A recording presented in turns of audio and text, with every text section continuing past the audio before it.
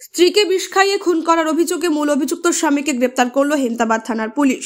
Police সূত্রে জানা গিয়েছে, ধৃত স্বামীর নাম কানাইয়া মহলদার, বয়স 26, বাড়ি উত্তর দিনাজপুর জেলার ডালখোলা থানার লালগঞ্জ গ্রামে। ধৃতের বিরুদ্ধে ভারতীয় ন্যায় সংহিতা আইনের নির্দিষ্ট ধারায় মামলা রুজু করেছে পুলিশ। এদিন ধৃতকে রায়গঞ্জ মুখ্য বিচার বিভাগীয় ম্যাজিস্ট্রেট আদালতে তোলা হলে বিচারক 14 দিনের জেল হেফাজতের নির্দেশ দেন।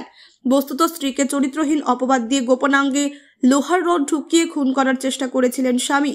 এখানেই শেষ নয়, নগ্ন করে মোবাইলে ছবি তুলে সেই ছবি সোশ্যাল মিডিয়ায় ভাইরাল করে দেওয়ার হুমকি। এরপর স্ত্রীর চুল কেটে মাথা ন্যাড়া করে দেওয়ার চেষ্টা। সেখান থেকে কোনো ক্রমে পালিয়ে হেমতাবাদে বাবার বাড়িতে এসে জমিতে দেওয়া কীটনাশক খেয়ে আত্মঘাতী হয়েছিলেন বধূ। পুলিশ সূত্রে জানা গিয়েছে, মৃত ওই গৃহবধূর নাম রেণুকা মহলদার, বয়স 21, বাড়ি হেমতাবাদ থানার বাংলাদেশ সীমান্তবর্তী চৈনগর গ্রাম পঞ্চায়েতের ভরতপুর সংলগ্ন পাহাড়পুর গ্রামে। রায়গঞ্জ থেকে ভিতিকা পালের রিপোর্ট, কুলিক নিউজ।